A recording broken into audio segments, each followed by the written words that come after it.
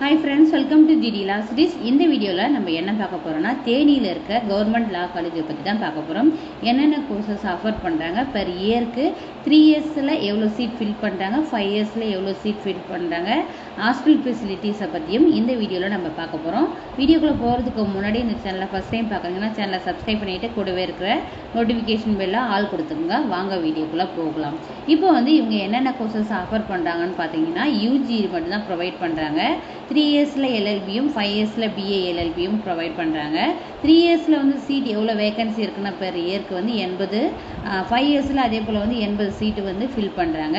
அதுக்கப்புறம் ஹாஸ்டல் ஃபெசிலிட்டிஸ்னு பாத்தீங்கன்னா மாணவிகளுக்கு அந்த கல்லூரியின் வளாகத்துக்குள்ளே 200 மாணவிகள் தங்குற அளவுக்கு ஹாஸ்டல் ஃபெசிலிட்டிஸ் இருக்கு.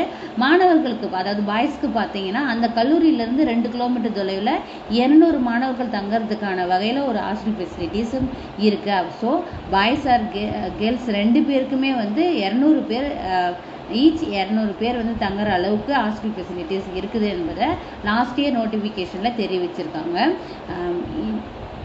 இதில் ஏதாச்சும் டவுட்ஸ் இருந்தால் கமெண்ட் பாக்ஸில் கமெண்ட் பண்ணுங்கள். வீடியோ பிடிச்சிருந்தா லைக் பண்ணுங்கள், ஷேர் பண்ணுங்கள். இது மட்டும் இல்லாத இது போல் வேறு எந்த காலேஜுடைய டீட்டெயில்ஸ் உங்களுக்கு தெரியணுனாலும் நம்ம சேனலில் வீடியோவை மேக் பண்ணி போட்டிருக்கேன். மறக்காமல் அதை ஃபாலோ பண்ணி பார்த்துக்கோங்க. ஓகேங்களா? தேங்க்யூ.